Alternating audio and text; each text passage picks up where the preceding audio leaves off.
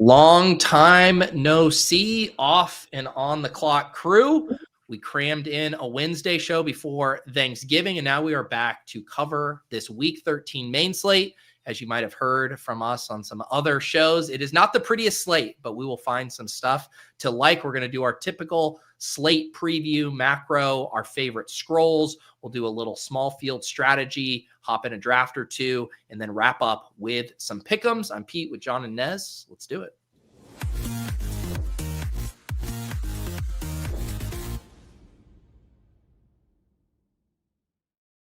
All right, we are back. How did your guys' Thanksgiving/Thanksgiving slates go? Had a pretty good Thanksgiving. Got to eat a lot of food. Didn't overindulge though. Stayed in my zone, but broke even on the Thanksgiving slate. Which, like, I don't know, guys. I'll take a break even slate. Like that actually felt pretty damn good to break even though Isaiah likely cost me like a 5-way split for first in the cranberry sauce. So oh geez. You just had to laugh, man. Too little or too much from likely? Too little, because he fumbled out of the end zone. So if he would have crossed the end zone with the football, I would have split first. I had like a dupe myself, and there was like 3 other people with me. But you just gotta laugh. You if you can't laugh at yourself, then yeah. So we broke even, legitimately broke even, which I felt great about. What about you, John? We did a little Friendsgiving there, watched all the ball games together, picked up some beers and some chicken and stuff like that. Won myself a Jordan Love jersey that I'm going to give to my cousin there. The slate itself, I think I got about 60 entries in, just jammed all the stuff after our show on Wednesday, and then yesterday morning did not win anything. So yeah, I'm pretty impressed though, Nez, that you broke even with the Mahomes stuff breaking wrong for you, because you were anti-Mahomes, and then Mahomes ends up being high scoring quarterback on the slate and that sort of thing. But yeah, shout out to the show thumbnail there for getting the love scroll F down, which led people to some of the Wick stuff. The winner in the turkey, I guess it was turkey 1, was truly a thing of beauty with a 0.71% owned Dontavian Wicks in it. I was so upset because I was like, I was taking a lot of read. Well, not a lot of read. I took like 6 or 7 shares, and then I set my swap to Wicks because I'm like, the angle on the read was the low owned element. I don't want to just swap it to Dobbs. So I did that. And so then once I saw Wicks go off, I'm like, okay, let me go see my 6 Wicks teams. And like 3 of them had Amon-Ra on it. Yep. And I was just like wasting these gorgeous, the scroll down play of the century here. And didn't have the combos. Like Nez, also broke even because I had a top 10 in the $100 or whatever. But man, no dice up at the top here. Last year, I don't know if you guys remember too. It was a Caleb doubles that was like the story of the Thanksgiving slate, and that was like a low owned like Keenan, I think, because like the Bears hadn't done anything that season. Yes, and so just like the Thanksgiving slates, man, just scrolls delight. Well, and it was like I feel like the good scrolls, like we discussed them. I mean, Yoshi had the touchdown, but didn't pop off. Likely was solid at tight end with 10. Yeah. He was kind of the one off the board.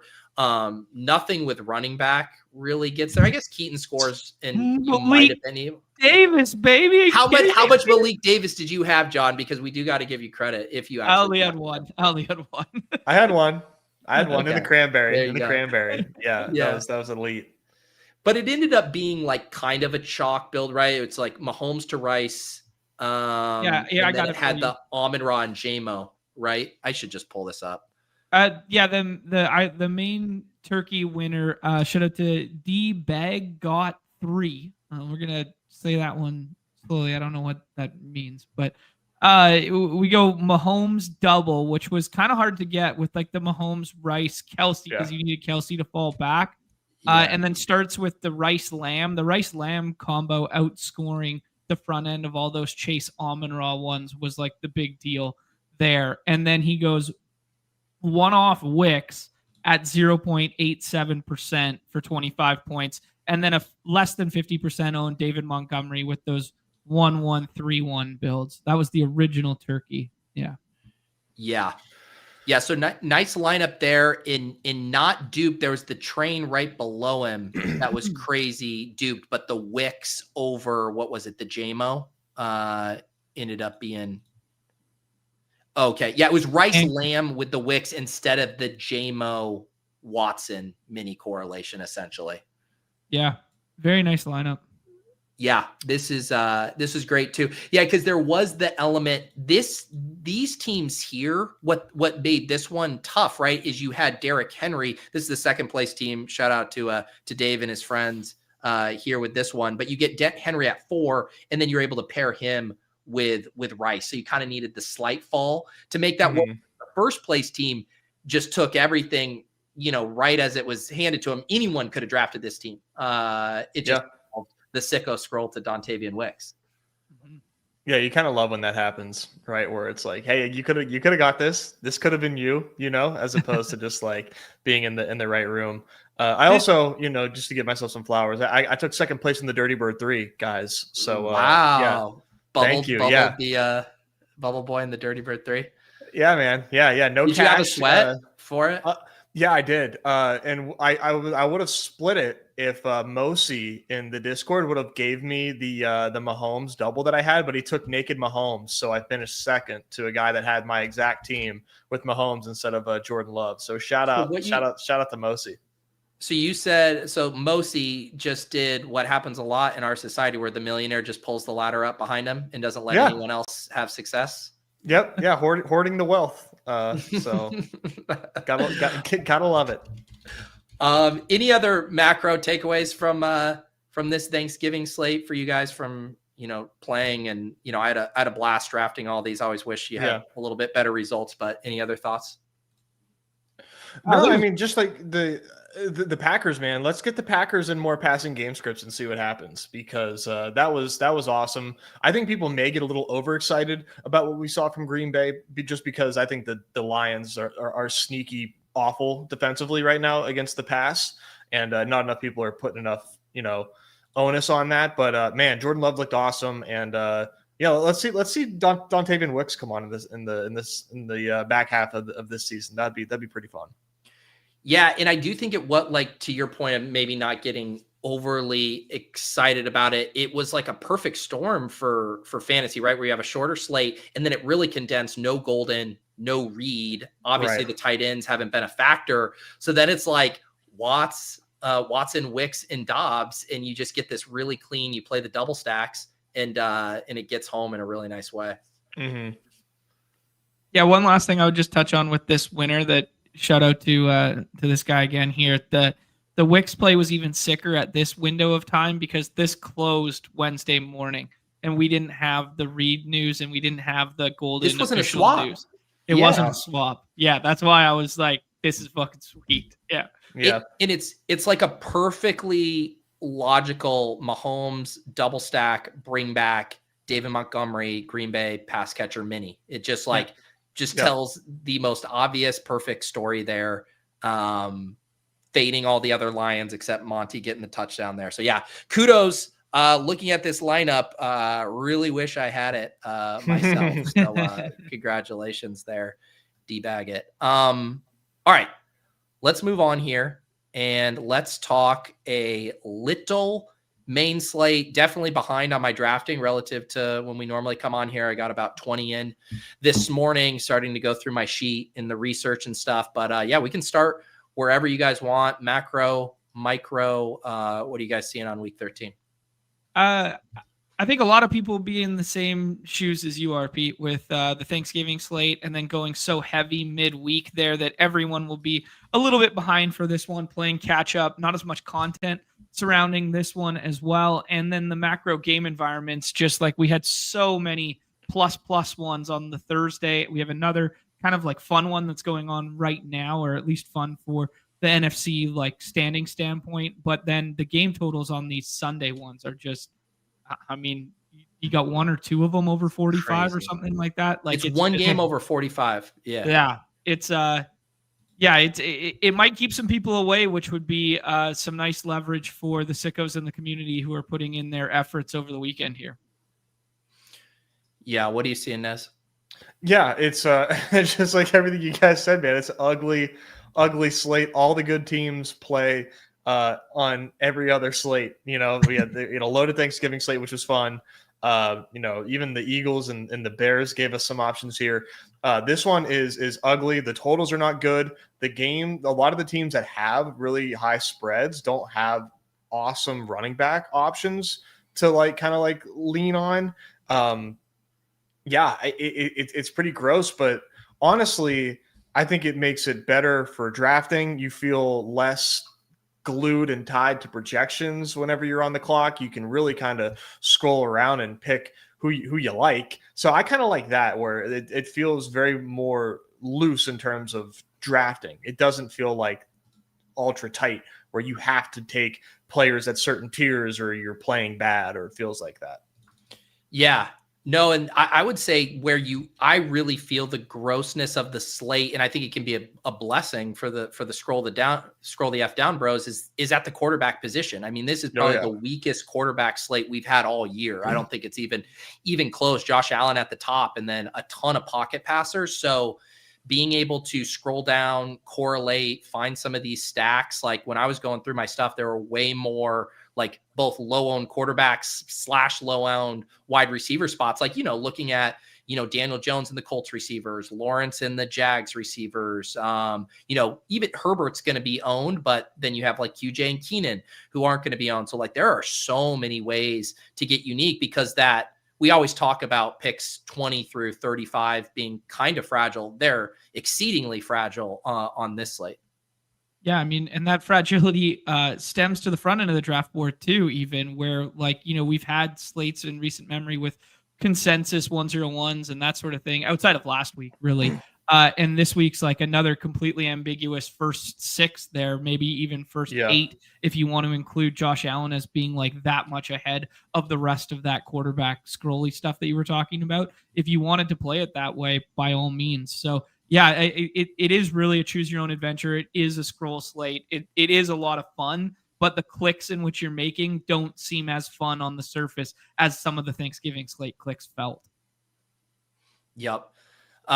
This is interesting. I haven't been paying close enough attention to my drafts to notice this, but West Coast said people taking naked Stafford in Herbert, which I can see why they're doing it, right? They don't want to, slide down to the grosser tier.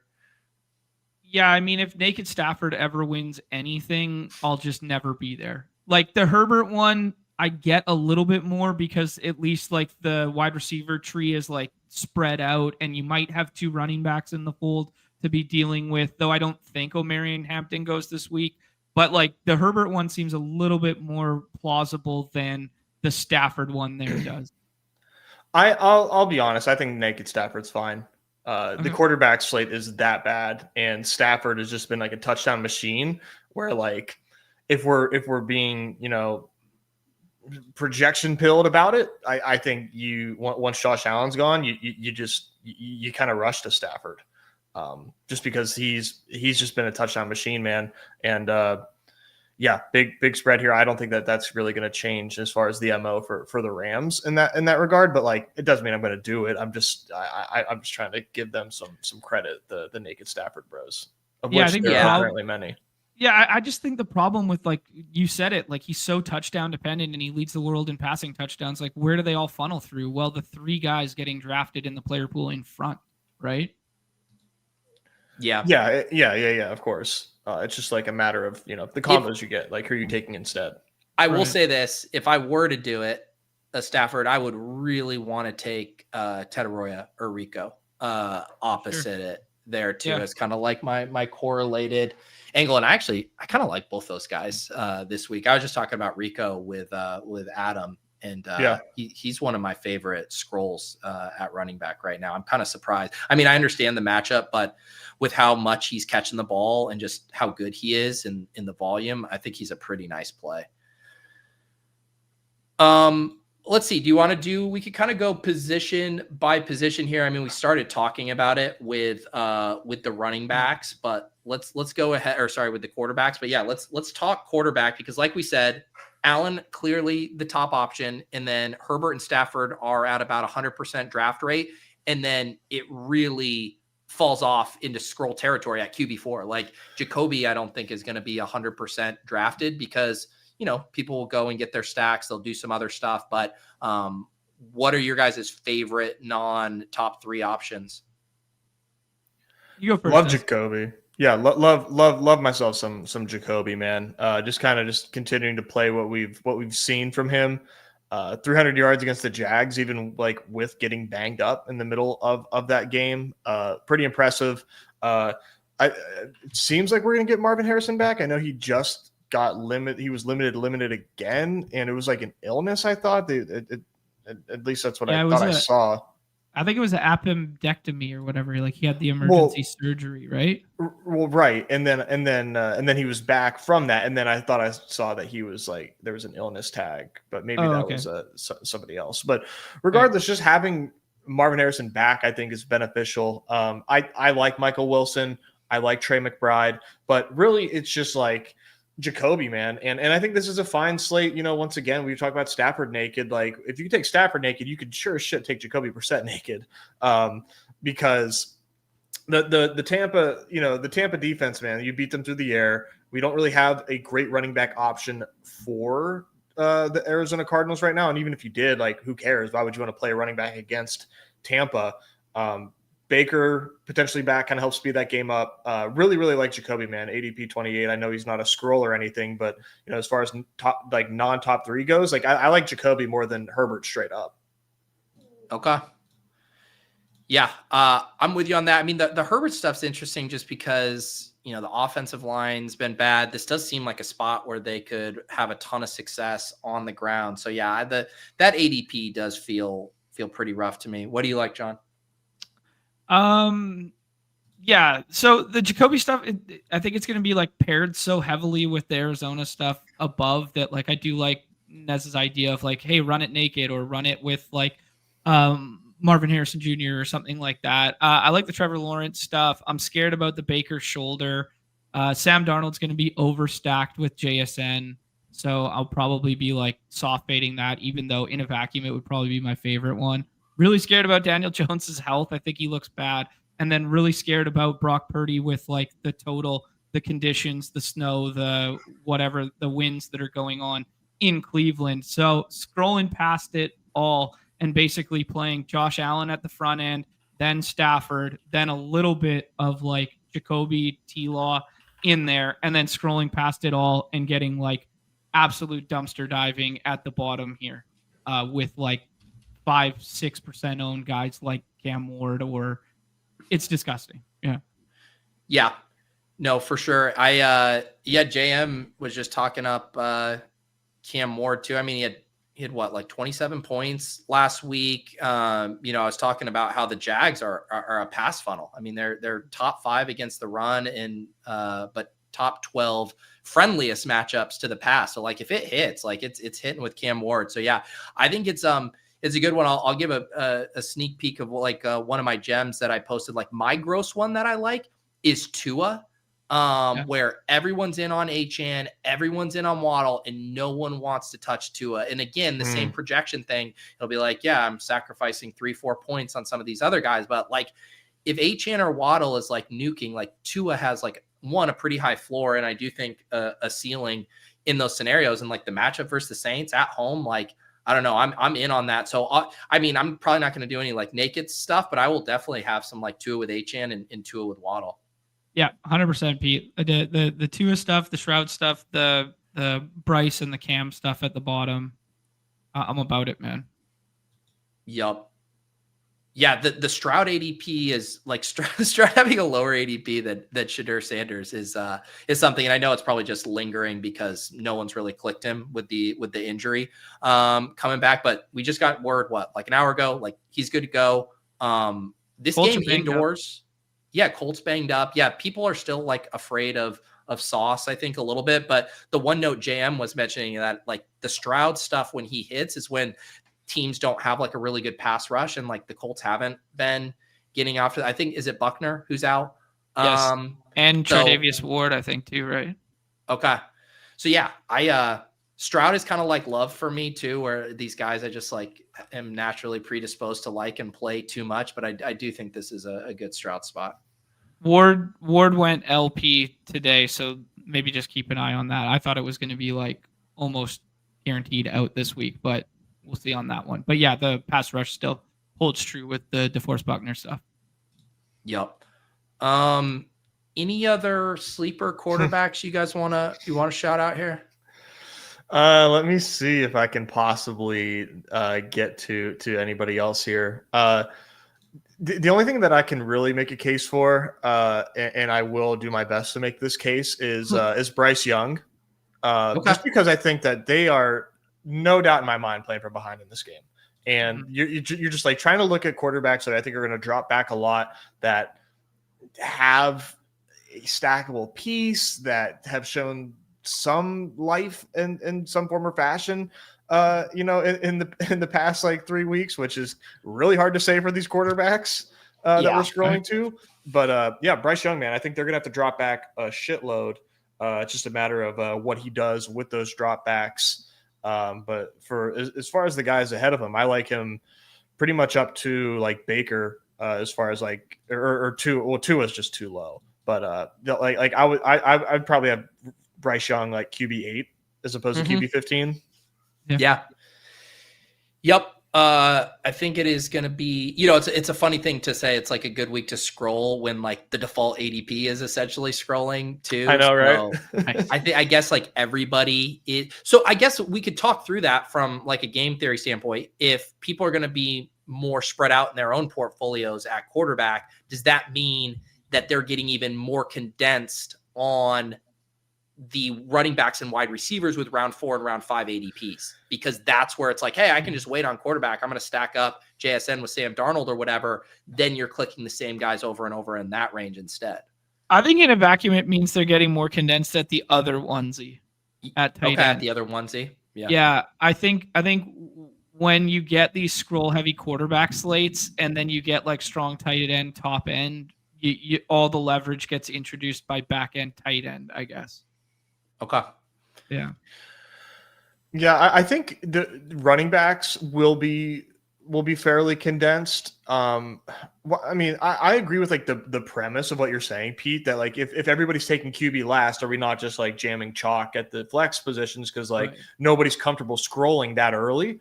I guess like for me, like I can speak for myself, and I know I'm not playing like that. I'm scrolling all over the place, but like I think the field might be though. I think that as far as that being a premise, I think that actually like makes sense. Yeah. Let's move over to running back now. I mean, interesting dynamic in that the two top guys by ADP have really tough matchups. CMC at Cleveland, Jonathan Taylor home versus Houston, and then you get to Achane, who actually projects the best of those three. But yeah, let's start at the top. Pretty clear top tier down through James Cook, I think. What are you guys doing with the CMC JT spots? I'm taking Achane. Okay. Yeah. What are you doing? Yeah, I'm taking it. Yeah, I'm fine with just that. They're so elite. The workloads are so elite. The pass game volume for CMC is so elite. Like I'm taking it. I'll take JSN and Puka potentially over it, but I want to be the guy just eating the upper echelon of talent and being kind of like matchup agnostic here. Mm-hmm.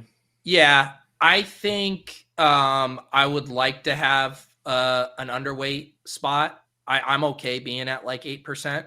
I think on CMC JT. The thing I'm actually curious about though, because then I have to think about, all right, when do I get my shares? Because right now CMC like hasn't been really budging, like in at least the 20 drafts I did. Whereas JT I got at 5 a couple of times, to where that same, I'm guessing because of what you just said, John, where it's like the CMC receiving workload, who cares about the tough rushing matchup? Whereas JT, it's like, well, all we care about really is the rushing matchup here. But I also don't want to have, like 40% Achane and 40% JSN, which are the guys you're taking if you're not taking CMC Taylor. So I guess my question is, do you think projections win out over the course of the next, 48 hours and like Achane actually moves up, JSN moves up? Or do you think CMC holds and people just say, I'm not letting CMC fall? I think your assessment is correct in the JT's more likely to fall because we're witnessing it right now. Like I was in a couple of drafts this morning with like a couple guys participating in the Dawg Bowl and they were taking Achan at 1. And I was like, "Ooh, okay, that's interesting." So I do think there is going to be a semblance of the player pool that does that, but I think the stickiness of CMC is going to be way more so than Jonathan Taylor right now. So I think the kind of like upper echelon for the weekend of drafting will be like JSN, CMC, Achan, Puka, and then the rest of it kind of vibe more so than CMC falling. Yep. Yeah, I wouldn't be surprised to see JSN flip JT here by the end of the evening. Just the way those things are going, and then yeah, the real question will be with like, will Achan flip Taylor? Nez, any thoughts in the mid range? Like we can include Bijan since we weren't really talking about him, but basically down to like ETN, like Bijan, Cook, Kyren, ETN. Yeah, I mean, I'm really into Bijan quite a bit in the spot here against the Jets. I think they should be able to run a lot. I think he should be pretty heavily involved. Only 16 touches against the Saints, which is pretty upsetting. But just kind of going back to the well on him there. I know he's like ADP 5, but I'm going to have a lot of Bijan. I think based on what I'm seeing here. In that same game. I really like Breece Hall here, ADP 25. I think that's just like far too low. I think Breece Hall is one of my favorite running backs on the slate here against Atlanta with Tyrod back there. 4 for 75 against Baltimore. I don't think that you can really count on that, but I think you can count on some receiving work here, given the fact that Tyrod's thrown to John Mechie and A.D. Mitchell. I think you're going to see some work for Breece Hall. And then I kind of buried the lead a little bit because, in this range is Travis Etienne, another guy that I'm going to have a load of, man, against the Titans here. He's just been, his role has just been good. Hand up, I was, wrong on the toot and flip. I thought I saw it 2 weeks ago. Clearly, it's just the ETN show, man. He looks good. He got 18 touches against the Cardinals last week, one touchdown in the air. I can just see them grounding and pounding here against the Titans and that being ETN's music. So because I like these mid-range guys so much, not to jump to wide receiver, but I'm kind of in on like JSN quite a bit over those top 2 running backs and Achan over those top 2 running backs, because these mid-tier running backs just provides you, I think, with a pretty nice option here to take RBs 1 and 2. Yep. Yeah, I like those. All of them as well. I mean, and I think, again, we were talking about the Rams stuff and Stafford. I mean, Kyren, the role isn't quite as good of late, but, always has that 2 touchdown in his range here where, not only is he in play as like an RB2 in that scenario, but he's probably cratering Adams, probably cratering Puka and Stafford all in one fell swoop.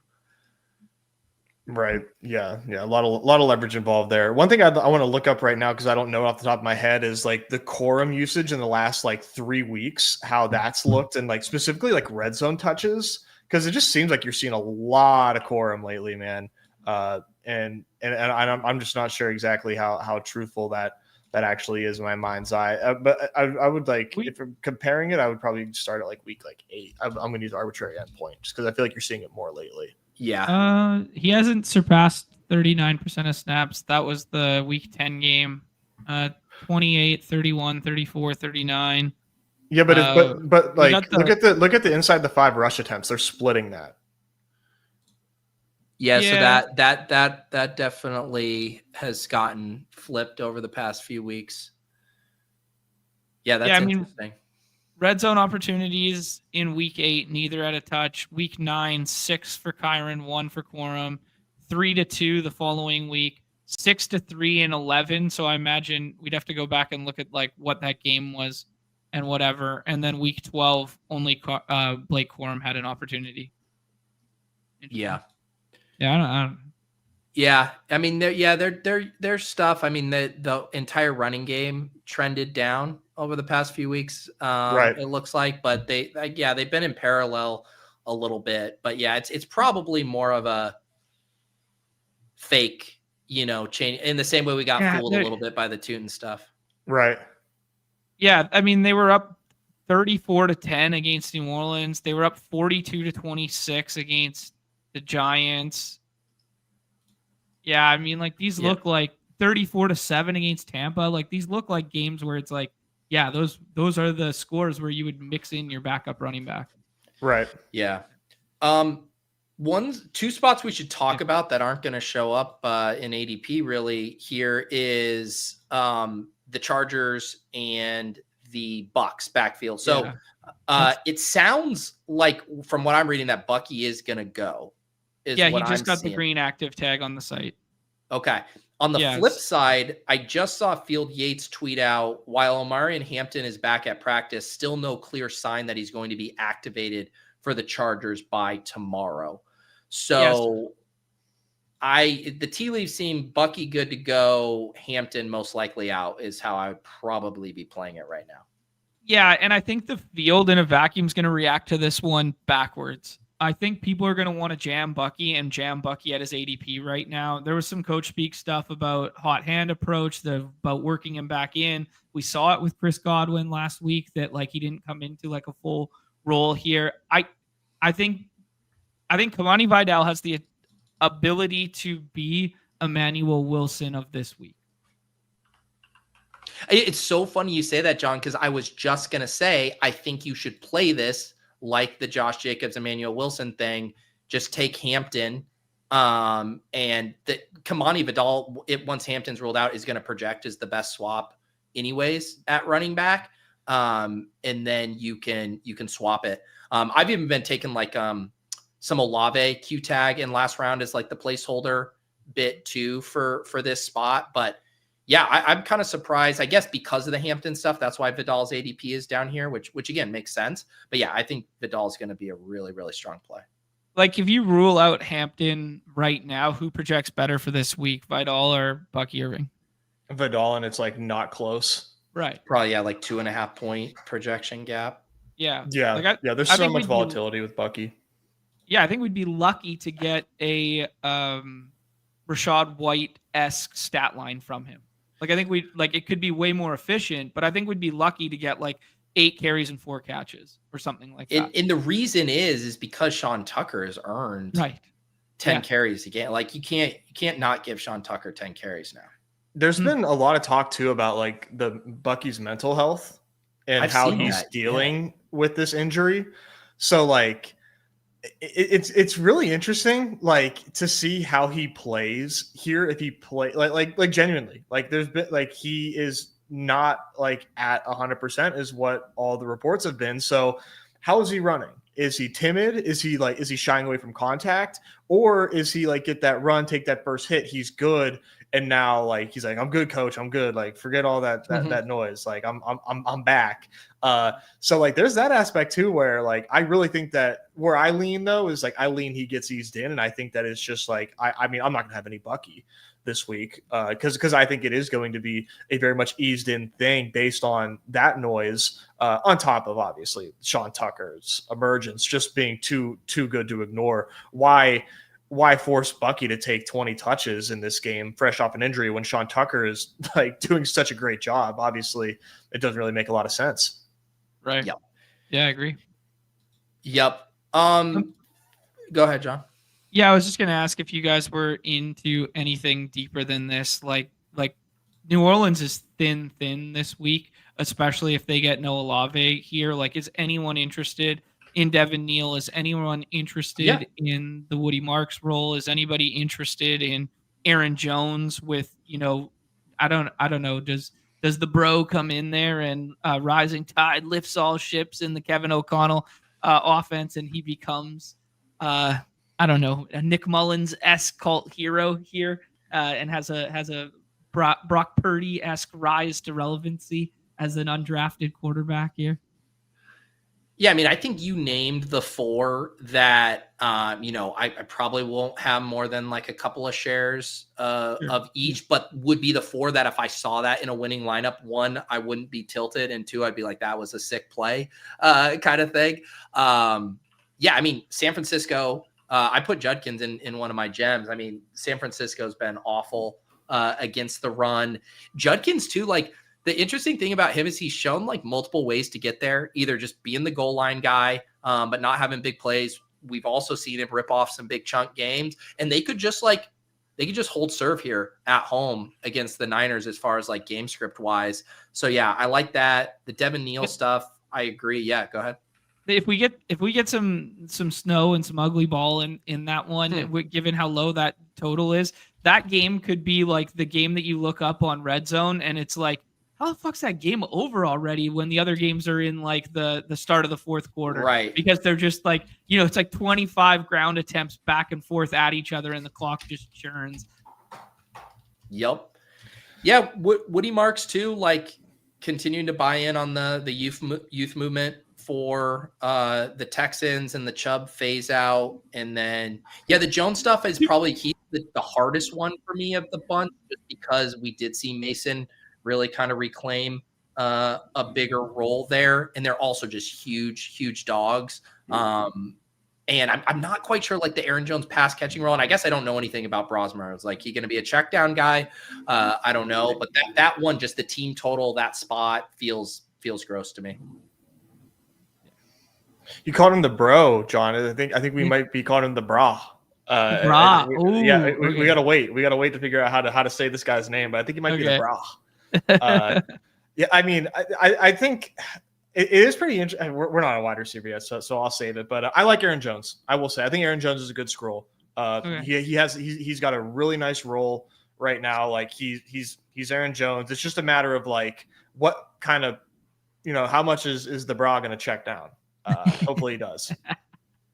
Exactly. There you go. If any of you guys have been watching the Bra all 22 film, let us know how much he checks down.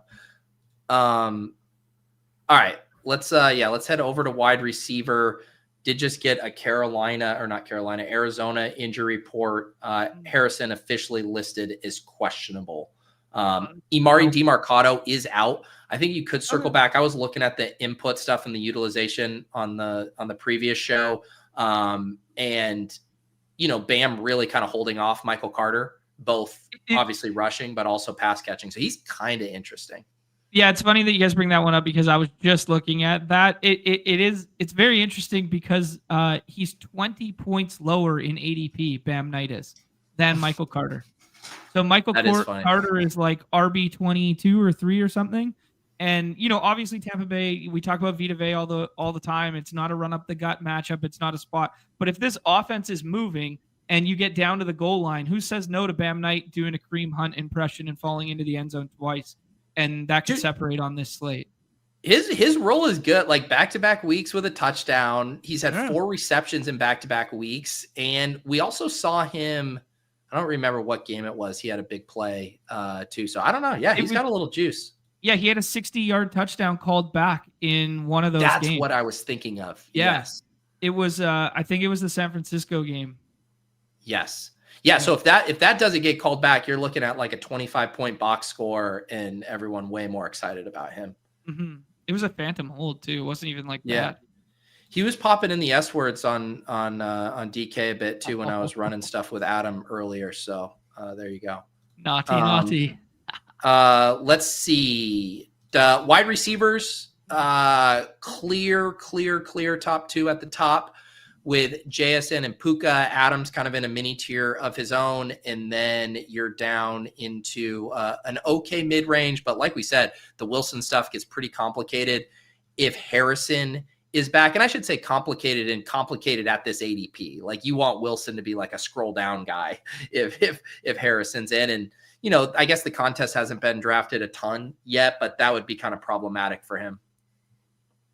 Yeah. Hard to just like say with confidence that it doesn't matter, because obviously it does. But he's been so good, man, that like, and just given the matchup, I think that you can still draft him. I don't know, I think he'll fall, right? I think he ends up falling and it becomes more palatable because, I'm not taking him over Chris Olave, man. Like that, that's just like not happening for me. But exactly.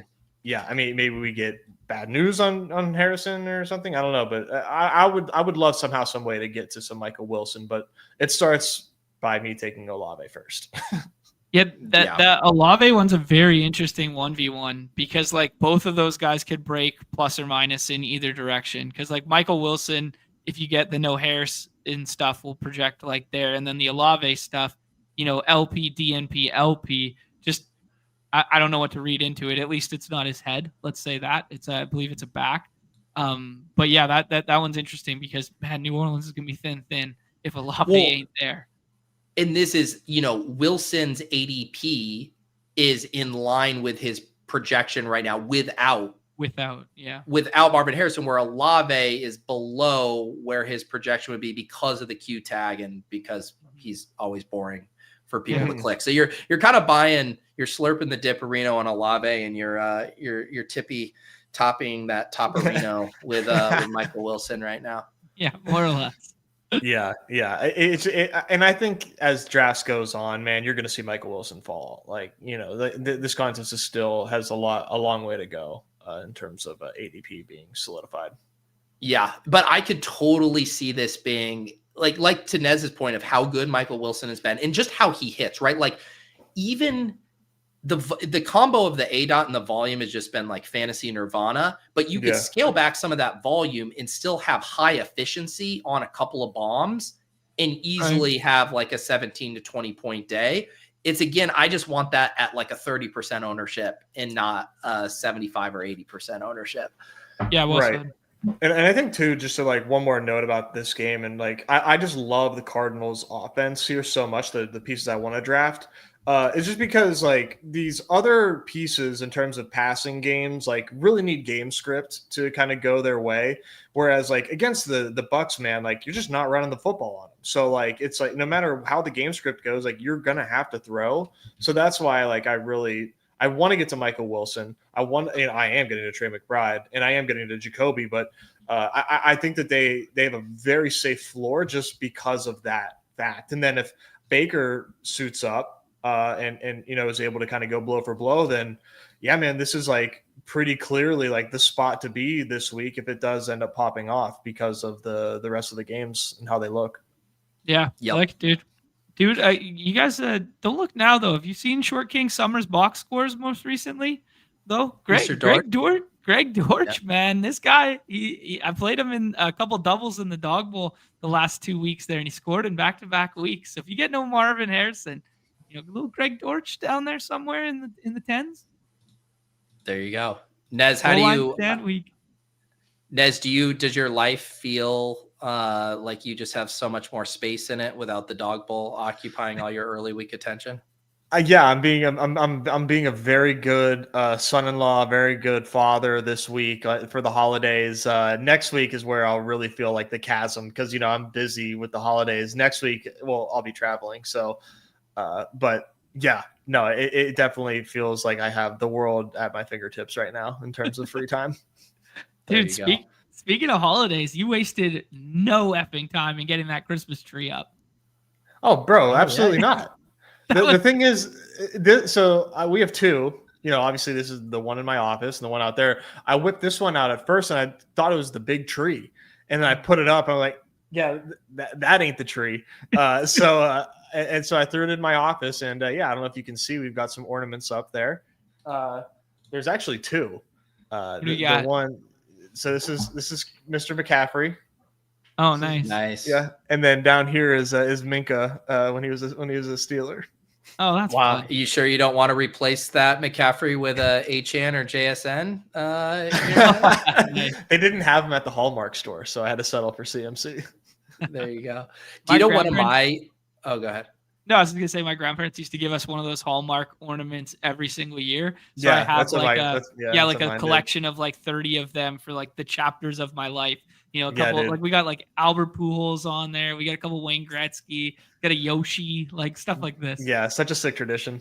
Yeah. I had one of my few football ones. I have a Le'Veon Bell, Nez, in a Steelers jersey.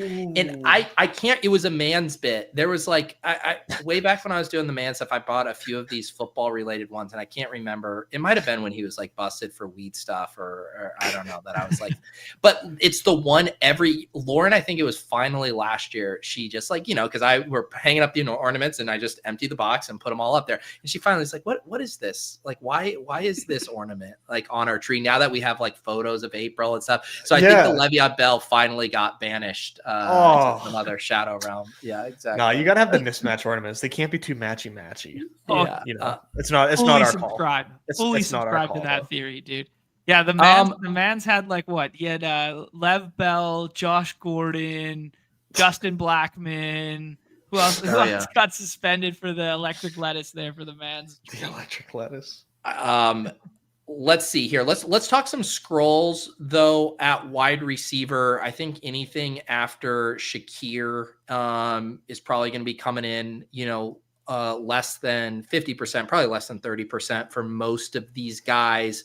Pretty decent like scroll slate for wide receivers. I just feel like there's a lot of these guys who all project similarly, that none of them are going to feel cozy. And yet you can certainly see things breaking right for Jags, for Colts, for Chargers. What spots do you guys like here? Yeah, I think you really hit the game environment ones that I like there, like those three in particular, and then matching within them. I got one like take. This is my take for the week here. Let's get it. The Justin Jefferson ADP. Let's just fucking jam it and see what happens this week. Haven't you been jamming it and seeing what happens every week? No, not after I learned that JJJ was really bad. Like once I had my stance that he was like bad, let's just jam this and see what happens and get a Nick Mullins game like one time. Like that's like my one like quote unquote take. But now we can get to the scrolls there. I think some of the Jags stuff will break interestingly if Brian Thomas Jr. is in and or out there. Like obviously you're more interested in like Parker Washington's red zone role if he's not there. I think Rashid Shaheed, when everybody's playing JSN and everybody is playing that game environment as Darnold plus JSN and that's it.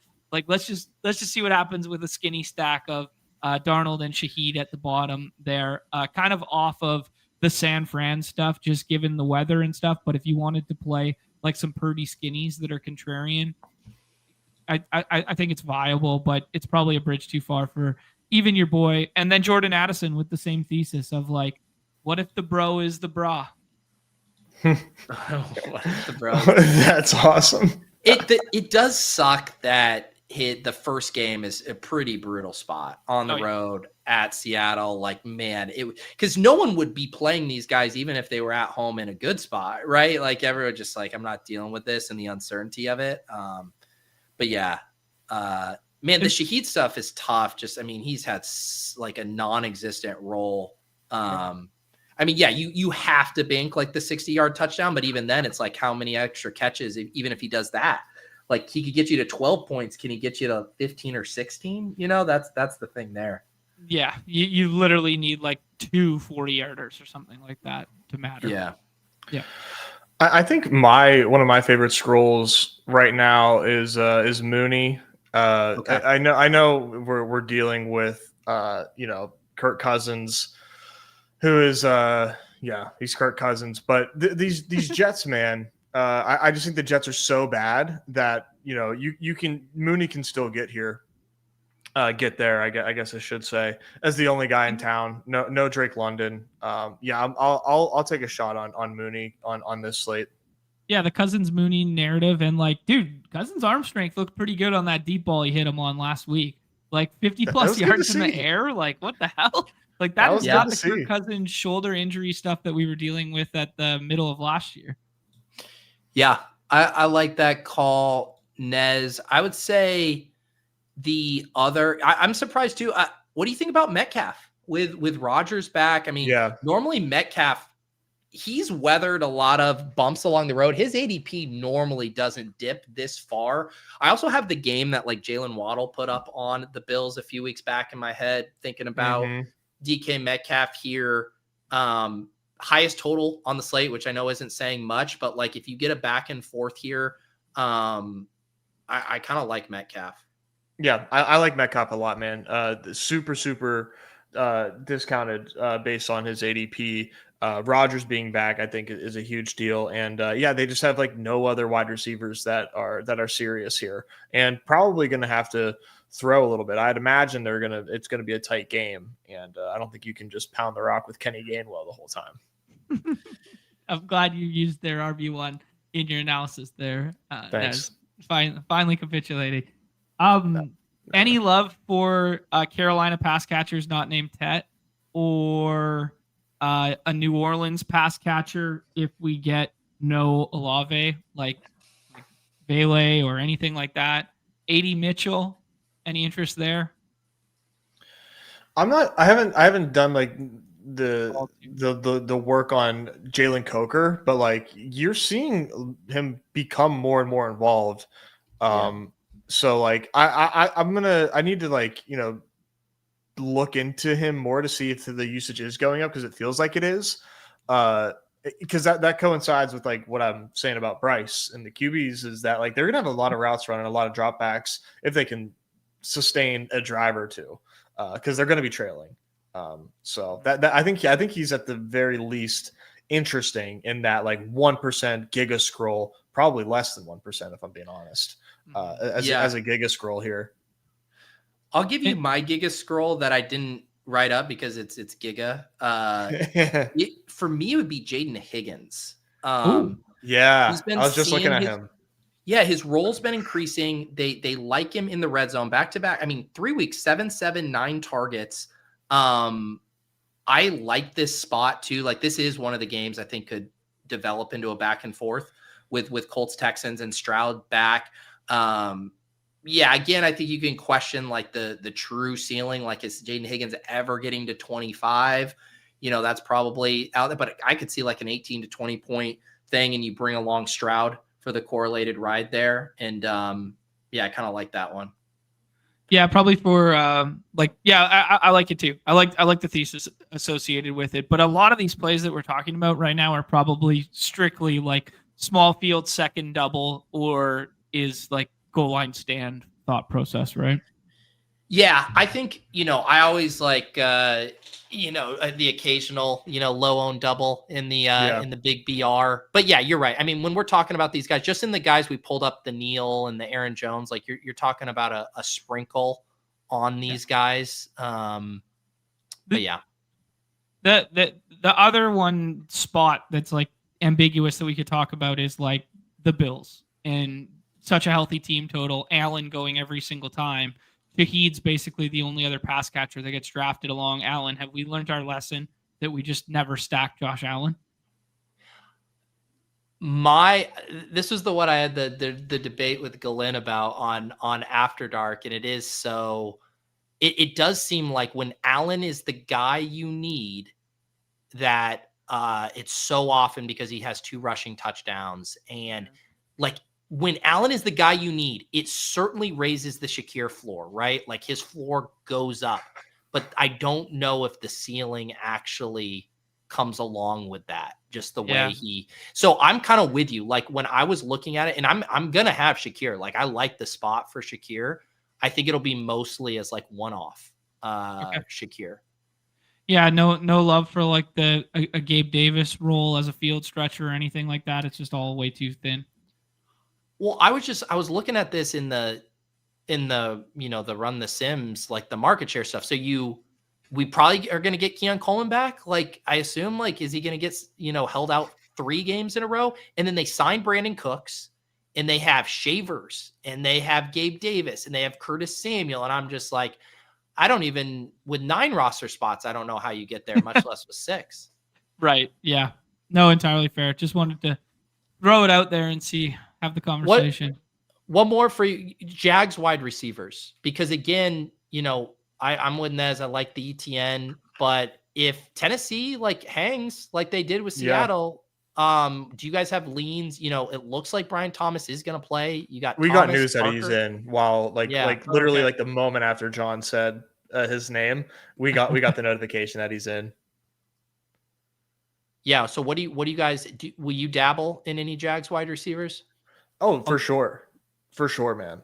Yeah, like this is such an ugly slate that like you really got to like kind of bounce around. I think like I'm not gonna like yeah I have my convictions, but you got to bounce around and tell yourself like what happens, like how can other teams get there. And yeah, I mean the Jags are kind of on the up right now, and getting Brian Thomas back in this team when they're playing better football, I think is really really interesting. And like you said, man, like the Titans, I saw I think it was Hayden Winks obviously was like kind of posting about Cam Ward unleashed a little bit.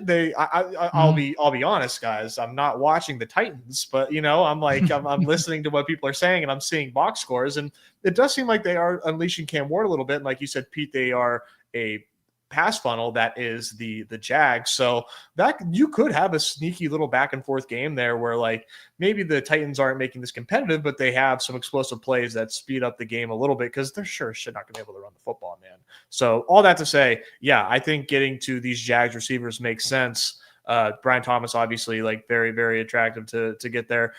Bretton Strange, we're not on tight ends yet, but shout out Bretton Strange. And then Jacoby, like the ultimate Jacoby flop lag here with Brian Thomas back. You get Jacoby in his like third game back for the Jags. Maybe, he finds himself in the end zone here. They're a fun team, man. I'm going to buy in. Yeah, I like the way you guys ranked that out. Thomas 1, yes, please. Strange 2, yes, please. And then a very small sprinkle of a Jacoby or a Parker Washington here and there, and Jacoby with a slight edge. Yeah, and I think both Jacoby and Parker Washington are good, but for our 6-person game purposes, you really want them when the volume is fully consolidated on them. No Strange, no Brian Thomas. All right, let's roll with these guys. So with those two back, I do think I'm with you. If I get to someone, it's probably BTJ and Strange this week. And you're going to be able to get them at really low ownership. Let's transition over to tight ends now here. Pretty solid slate up at the top just because we get McBride, we get Bowers, we get Kittle and Warren. Kind of similar dynamic with Kittle and Warren is JT and CMC, where it's not the greatest matchup in the world. And then Gadsden, who I think you could say it is a great matchup versus the Raiders. That's a pretty clear top 5. And then you're quickly to Jawan Johnson territory there. So we can talk both high end and scrolls here, but yeah, pretty polarized. I would just guess that I'm probably going to end up having like 75% of the top 5, maybe even more, 80, and then like a sprinkle on some scrolls. John, can we just get this over with?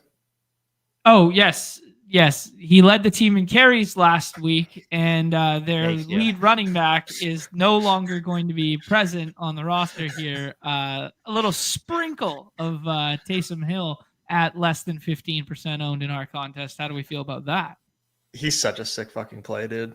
Like he's such a good play. It's not even funny. Like, why is he not tight end 6 on this slate? Like, as soon as the top 5 are gone, man, you got to take Taysom. Like, you have to.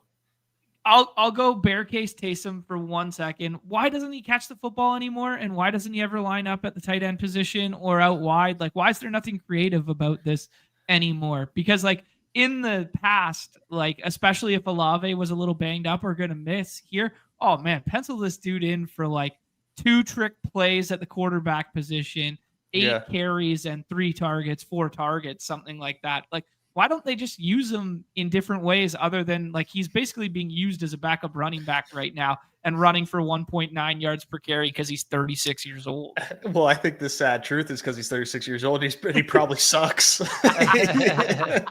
but he could take a beating, man, and he's just so damn fun to use. That is the riddle with Taysom that's so different in that the creative part of the package is gone, but the rushing part of the package is up when compared to when we used to be excited about it. And the most interesting thing to me about Taysom is like, I mean, Devin Neal's on the injury report. I think he's going to play, but like, he's not fully healthy based on, just missing some practice time. So, I mean, the Taysom stuff there, it's just, again, the team projects for 18 points, kind of low team total and stuff like that, where when Taysom nukes the slate, it is because like he turns, it's not just a goal line carry. It's because he has a 50-yard TD run. That's when he nukes the slate. Yeah. Yeah, it's true. I'm glad we got it out of the way, but yeah, this is kind of where we talked about the funneling of ownership where people are more scrolly at the quarterback position because people are more condensed at the tight end.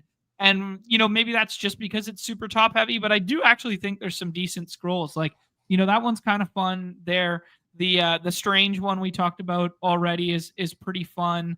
People might want to go the Gunnar Helm route if we get no Chig on some of that Ward back and forth stuff there, because basically if people are playing Ward, I would most likely play it naked, but if people are playing Ward, it's only going to be DK or here, right? Yeah. Wait, is there injury on Chig stuff? I didn't know that he was questionable. Yeah, he's been on the injury report all week here. So okay. Yeah, we'll see with him. It's a foot designation with limited the first day, then a DNP. We'll see what comes in today. Okay. All right. Yeah, that is interesting if he's out. That was 5 minutes ago, so maybe they have today's practice report in that one. Did it say there, Pete? LP. Oh, LP. Okay, so LP, DNP, LP then. Okay. Yeah. Go ahead. Sorry. I just wanted to tell everybody that they designated Darren Waller to return.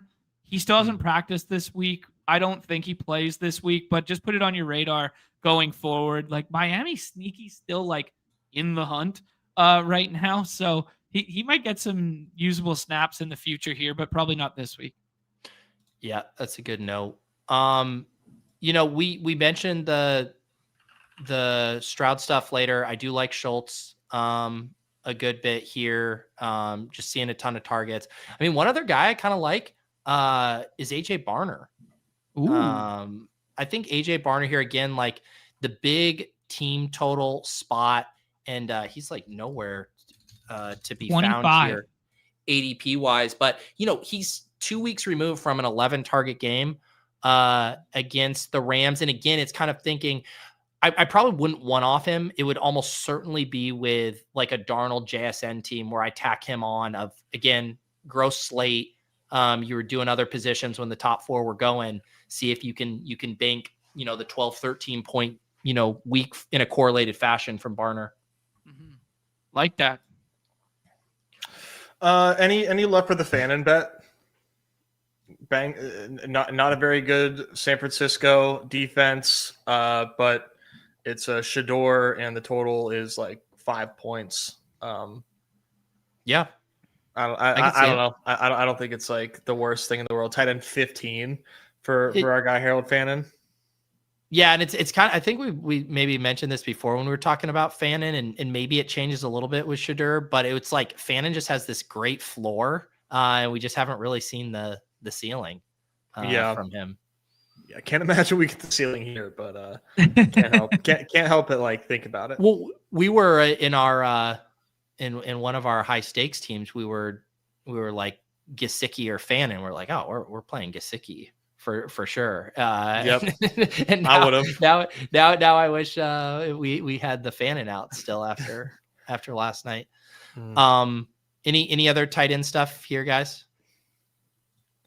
Not No. for me. Yeah.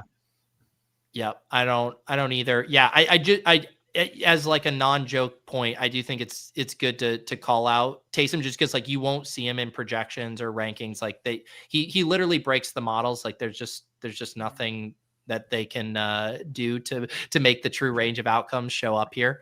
No. So yeah, I would say too, like I'm interested in Kincaid if he goes. Yeah. Again, kind of similar to the Shakir stuff, where it'd be probably more like one-off.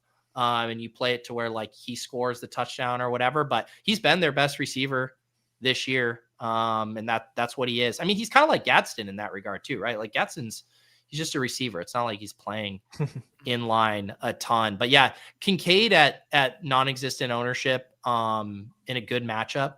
I'm in on that with the Q tag, kind of keeping him buried. Yeah, it's a good shout. All right, guys. Let's see if our beautiful contests are in the lobby here. Let's see. Do we scrolling? Are they not here? I'll do a refresh again. Wake up, new me. I was taking a day off. While we're checking on this, obviously Dawg Bowl qualifiers are over. However, we have our first big goal line stand of the season. So these are the 12-person drafts. It's a $10 entry, 4,500 entrants. This one's 4K to first. I'm hoping I couldn't remember, but like, I want to say it was last year, week 14, the Dawg Bowl week when Charlie won it. It was like a 20K top prize, like that goal line stand, wasn't it? It was like a 10K or 20K. It was a big. So I'm hoping we can get some bigger goal line stands here. Yeah, I think this is just a weird week for goal line stands because usually the sickos fill it early and everybody was flooding the turkey and NBA Cup week and stuff. Today's actually a great NBA Cup slate too. Yeah. Charlie says it was 20K the last year, week 14. And so that's the hope, right? Because you said we get the Thanksgiving weirdness out, and then all the Dawg Bowl participants want to get their practice reps in leading up to that. So hopefully we get, because you could probably get a lot of Dawg Bowl bros who will put like 7,500 entries of practice into one of these. Yeah, for sure. Like Dark Sheep was saying on the program on Monday there, he was like, yeah, I want to get my reps up. That was part of my process last year. I want to be jamming the 12-person contest in preparation for Dawg Bowl. Yep. Did just see the tweet. Omarion Hampton officially ruled out. So Kamani Vidal season there. Yeah, that's gonna be really fun. Yeah, he'll be I don't know if he'll be number one swap. He'll have to vault Bucky in terms of ADP to become default number one swap. You might get some low-key discounted ownership on him, and he's good leverage off of all the Justin Herbert, Ladd McConkey skinnies that are going over and over again. Yeah, it'll be interesting to see. I mean, the contest is only 25% full right now, so a lot of that ownership still to be determined. But yeah, it'll be curious to see how much he moves up. Let's see here. We can do a different small field contest since we don't have ours up here. Should we do a little extra point, $10 single entry here? Yeah, sure. Yeah, let's get in here. Good one. Oh, nice. 5 spots.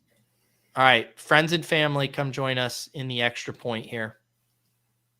Yeah, if people use their bullets, I'll jump in if need be. I'm really curious to know like where Kamani is gonna project now that we got this news, because my gut tells me it's gonna be kind of crazy. Let me run the John Eswards model here. The projection, Nez? Mm-hmm. Well, ETR had already had Hampton out and Vidal in did they? Okay. Projections, yeah. I think he projects right beside Brees, Genty, ETN, like that little trio. Yeah. I think 14. Yeah. So like RB 7, 8, 9 with a projection of 13.8 or something. I don't know. I'm just guessing. Yeah. I still think he's gonna, like, he could probably, my guess is he ends up ahead of Jalen Warren, but still behind Genty would just be my guess, ADP wise. Yeah. Mm-hmm. Whether how fake that is or not. Is it an odd or an even week? Is it a good good Vidal one or a bad one? Are we coming? It feels off like a we've good had one a couple bad ones, so are we due for a good one? There we go. Let's see. No, you're right. You're right. We're on the good week now. There we go. Fuck yeah, that's what I need to see. My model just moved him up to 14.3. That is hilarious. That is one of the most like random, absurd splits on off. Yeah, that's wild. Here you guys go. We're seeing that HN Steam right now. And you guys want to do JSN here? Yep. Yes. Yeah. This is the HN Steam, and then the stickiness of CMC, and then the JSN for us. Yeah. Man, this I have a lot of concerns about the Colts right now. I mean, with Daniel Jones playing with the broken fib, yeah, just really, really strange. Like, not knowing about that last week would have been awesome to know. Probably wouldn't have had so much Alec Pierce. But all the reports on Daniel Jones are that like he's clearly limited. He's clearly not right.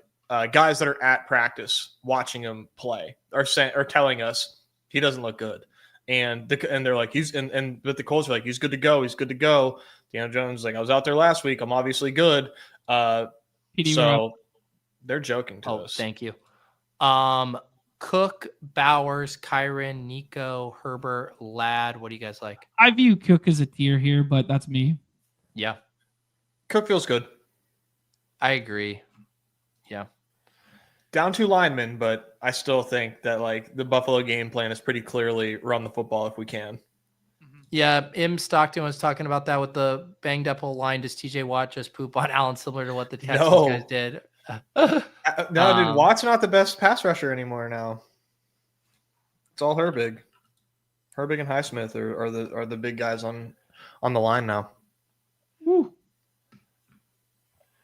Watt's, so this nice. is definitely like a huge. This is like, we talk about when the players where you'd like want to get 2 of them on any team. It really is like after Cook, and then you could talk to me about scrolling here, and I wouldn't think you're crazy. Yeah, like I usually take Kittle here and then just build out the back end scrolls. You could also scroll at other positions and take Jefferson for some game correlation here. You could do the Waddle and set up the Tua thing. All of it's gravy, man. I didn't do my weather research before the show. I know, oopsie. Yeah, real professional, Nez. But we're worried about the weather in Cleveland. Yeah. Wow, rain. I retweeted a video of it this morning. Did you see the practice? No, is it hilarious? Yeah, no, it's like pretty wild. Bring up the old X machine there.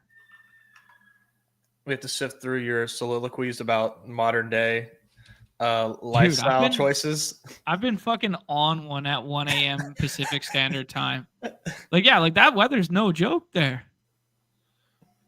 Yes, but also, I mean, we're talking about weather 51 hours. I agree. I agree. But a Roth orange is always noteworthy. I'll go ahead and get this comment in before the commenters. Oh, I didn't know that we were projecting for the Thursday weather. Oh, I didn't know this is huge in my Thursday weather league. Is Waddle or Waddle's gone, as is Jefferson. I think we probably grab Brees or Genty here and then figure out how to land the plane. Or Vidal. I was gonna say Olave and Vidal. All right, let's grab Vidal first here, just because that's what we got time for, and then we can figure it out. Maybe they'll force us to scroll. That would be fine. Let's take Trevor Lawrence and then take BCJ. Yeah. Or I like if we do Tet and Bryce, I kind of like having a piece, like a Rams piece already. I don't think we need to get to Bryce and 564. But it would be fun. I also like if we had a naked quarterback, or if we want to do like Darnold, I do like Metcalf opposite Cook. Okay. DK, look at line of scrimmage go. I mean, I would be. Or we could do Olave. Yeah. So then who would you play at quarterback on this roster? This becomes pretty much anybody you want. You could do Sam Darnold, man. Darnold totally is too, yeah. Unless you're going to be one of those people, are you worried that KOC knows Darnold's secrets? You think KOC knows how to get to Darnold, bro? You can't. Darnold's got his hands filled with brah. I don't even think he can worry about Darnold this week. Yeah. No, Darnold's nice against the blitz, right? Isn't he like one of the best against the blitz? Did I? Is he? I believe it. I mean, yeah. It sucks that there's the stuff about Dimes, because he would be kind of like the typical naked quarterback you could get to. But yeah, I think on this team, you just take Darnold. He'd also be kind of fun for Alec Pierce too, because we didn't talk about Alec Pierce as a scroll, but just like going back to the well on like a ceiling shot on Alec Pierce or something. But now I'm like less apt to do it. So here's our small field team: Darnold to JSN, Cook and Vidal at running back, Olave and Kittle. So pretty straightforward there, but get the Vidal scroll, and Darnold won't be 100% drafted, but paired with JSN a bit. I don't say this often on this show. That looks like a shipper. That's a pretty good team. I like it. Yeah. There you go. Pete, you go private chat. Go click and see what happens. Oh God. Okay. Do you want to get in, Ness, John? Okay. Yeah, absolutely. Whoever goes faster. And I missed it. 9 more for a goal line stand. Nez, you want to do overflow with the people? Yeah, get in here. 6 more for a goal line stand. All right. I don't know. Yours is still. We might have crammed it too fast. Yeah. Okay. The system was kind of struggling for a second there. It's just like that would be so funny to like see the server hits where it's like, yeah, it's goal line stand's been at 2 of 10 or 2 of 12, and then 19 entries in 4 seconds. You know what's like kind of ironic though about the goal line stand this week is the talk on every show and all that we've talked about is how ugly this slate is, but like the ADP is so like undecided and also confused that like you kind of know who the good picks are in the goal line stand whenever you're on the clock. You know, really? Does that make sense? Like, just I haven't done any really of them, knows. but it makes sense. Yeah. Yeah. Like I actually kind of feel comfortable in here, just, and comfortable in the mess that is this slate. We'll see how things pan out now that after we gave everybody all the good plays, maybe that won't be the case anymore, but I really hope this fills. I did some homework last year, first goal line stand filled 100%. So that's great. I think this will fill as we get closer to Sunday. Just because I'd really like to see another big goal line stand next week with it being Dawg Bowl week and everything. Get to see some more liquidity, some nice prizes to shoot for. The other element to what you were talking about, Nez, is the ADP without the Dawg Bowl and the 12s hasn't been beaten up into efficiency near as much, where the sharps are just forming that to where if you were drafting on Friday afternoon normally, there's basically nothing non-injury related that would be a value. Whereas this one, I bet there's still some loose ends in the goal line ADPs. Yeah, and then I haven't checked today, but on top of like all the content sites not necessarily having a ton of like main slate stuff, a lot of their stuff was like Thanksgiving stuff. I think it was like a little kind of difficult for the people to kind of find some of the good plays for this slate, but maybe that'll change. I haven't checked anything today. I just found out why our contest wasn't up in the lobby. Numi just sent me a picture of his seats from the Minnesota Wild hockey game. He's sitting in the lower bowl right now. Wow, good for him. It's a nice game too, Colorado. So he gets like McKinnon, Makar, and Kirill. All right, we gotta make this thick. Yeah, I'm thinking through like Bijan or Puka here. Again, like you were saying, what would you do in the 12s? Bijan, I think. Yeah. The backup goal line running back? No, thank you. Uh-huh. Well, Puka is the backup goal line wide receiver and someone who doesn't even play with 3 wide receivers are out there. So 2 could play that game, John. I don't know, man. Bijan's up on the markets for 120 scrimmage yards, man. I'll take it. Ooh, nice. Seems good. Is that what it is? 120? We can still get. We're good. We can still get Jordan Whittington in the 6th here. We'll be fine. He's got jokes. Wait, John, did you not get in this one either? No, I reserved the spot for you. So I went in and there was one spot left. So I removed myself to make sure we got a full log. You take it. So I was full screen and I didn't have the chat up because I was trying to be I was trying to lock in. That's on me. This is the first time in the history of the program where I was ahead of the curve on the private. I know, man. I know. And it's not even the Dawg Bowl. Jets wants to know if you guys are running an NBA show today. No. I mean, unless Nez wants to do no strip or something like that, a little closer to lock. I'm tapped out for the day. TBD. I have my mother-in-law here, and I think I have to drive her back. So I'll let you know, Jets. I'll let you know. It's a very interesting. Jets, if you want to play for the Uber drive for Nez's mother-in-law to free him up, there you go. You go.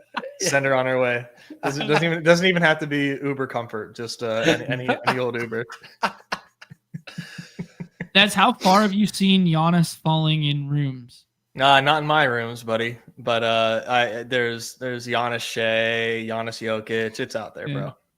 Yeah, that's the one caveat I would say about today's slate is on the surface it looks like an amazing slate, but on our particular site, the Q-tag dynamic of Giannis and the fact that we got AD already ruled in on the limit, like people are going to have like SGA, Giannis, AD in the last round kind of teams and stuff like that, which doesn't mean it's a winner. It's a deep slate at least.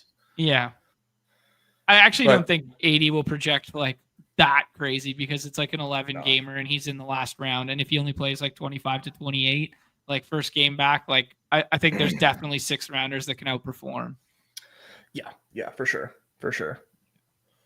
Yeah. Anything on the horizon for playoff best ball content? I'm sure we can definitely do some playoff best ball shows for sure. Yeah. We'll definitely be talking about it. I mean, it's like it's some of the most fun drafting there is that contest. I'm sure we'll, whether it's a show or something, we're gonna talk about it. Damn it. Yeah, we're gonna have it for sure, and we're gonna do shows on it. I don't know. Juice McCaffrey asked earlier about potentially including it in the masterclass. I think masterclass is just like fully reserved for like the daily games. If we add a best ball component in the future or something like that, I don't think that's the place where we would have it this year. Yep. All right. We are on the clock here. I mean, ETN or Breece Hall as our second running back probably makes the most sense here. Yeah, unless you want to play the Jefferson narrative. But ETN feels good. ETN or Nico for me. All right. It seems like ETN's our consensus. We'll get it in there. Everything kind of lines up ETN there. ETN hasn't really like won anybody a slate or broke a slate this year on our site, but like he's been really consistent. Like he's kind of what people were drafting Tony Pollard to be in best ball season. And he's turned into be like that, where it's just like, he's giving you like 12 to 13 points a week. And then you look up at the end of the season and it's like, holy shit, we were arguing till we're blue in the face all off season with the Jags backfield of who was going to take this and run with this job. And it was just like, oh yeah, ETN's just like RB11 on the year and it's fine. Like, Yeah. Kind of interesting post-mortem analysis on him. Like after the Bigsby trade, we knew it was him and Tootin, and you could probably have said, for regular season brain, like take ETN because he's the veteran. But like a lot of reason to kind of be fearful of it was like last year of like how just like he just looked cooked. He got outplayed by Bigsby. I think it's kind of easy to maybe to attribute it to like the new coaching staff there. And like, better offensive environment, just take the veteran. But I didn't see ETN, looking this good. And I certainly don't have a lot of ETN in my portfolio. But he's like you said, just been consistent. It's that Tony Pollard, like good projection, like you just kind of know what you're going to get week in, week out type of play. Right. Yep. All right, we are about to be back on the clock here. We are obviously maxed out at running back, so I can go over to wide receiver. I mean, our guy Olave or Ted Arroyo or Metcalf all look good here. I think we're probably pushing tight end, pushing quarterback at this point. I am Team Olave, but John, make another pick since we just took Olave. No. I think Olave is fine. I think it's fine there. We can get creative with these last ones. I think if Olave is ready to go this week, he's going to project better than this spot. That game's a little sneaky there. It is. Yeah, the thing with Olave in this contest, I think a lot of people would probably want to do like a Waddle Olave game stat correlation before setting up the Tua stuff or whatever, because there's kind of no one else to play Tua with unless you play it with Achane. Mm-hmm. So I'm just kind of like thinking through the dynamics of our lineup right now. Like what makes sense to you guys? Like, do you play some Cam Ward off of the ETN stuff? Do you play another Jags pass catcher? Because like Brian Thomas was available. there, and we could have gone like Jags onslaughting. Does it matter to you guys at all? Maybe we're going to build out something completely different right now. Like, what are you thinking? Tell you what I do, man. 2 chicks at the same time. No, I'd probably do Jacoby. I think. I think I would play Jacoby, bro. And you'd play this as a double stack Lawrence team? Brissett, sorry. Brissett. Oh, sorry. Oh, yeah. Okay. Jacoby Myers. I know. I totally understand where you were going with that. Yeah. Thinking because of the for whatever reason the Office Space shout there. Yeah. No. I like Brissett. I think Brissett's just like very underrated, and like there's nothing wrong with taking projected points and in this where like you don't have to get top 3 to win some money anymore. You can just have a good team. Yeah, I would be surprised if Brissett makes it past the McBride owner, but yeah. Me too. One other one you could do is I was talking about the Stroud double. The guy who has Nico already took Josh Allen, so you could do something with like Schultz, Higgins, and Stroud could be fun. Mm-hmm. That game's interesting to me just because like right now I don't remember what the odds are. I would think the Texans should be favored. I have it up right now. They're not. They're dogs. They're 3.5-point dogs on the road right now. Yeah, I guess because they're on the road. I have some pretty big concerns for the Colts to be able to win that game. Yeah, get in it. Certainly got after it with Trevor Lawrence and round 1. I did not notice that until Goods mentioned that. That's sick. Goods has a Trevor Lawrence avatar. That is Trevor Lawrence, right? Or is Goods just like... Okay, I thought that was actually Goods for a sec, but you're right. That's definitely Trevor Lawrence. Are you just like a doppelganger for T-Law? So I lied. Jacoby does make it back. So if you want to go that direction, we can. Does that make me a nit to like naked Jacoby? I don't know how to define it. Yeah. Wait, should we do Taysom Hill, or do you not like him with Olave? I'd prefer it not with Olave, I think. Yeah. Like if that team plays to the team total, they're only scoring 2.3 touchdowns or whatever, right? Yeah. So I'd say we either do the backdoor Stroud double or do something with Jacoby. You guys want to do a Jacoby thing?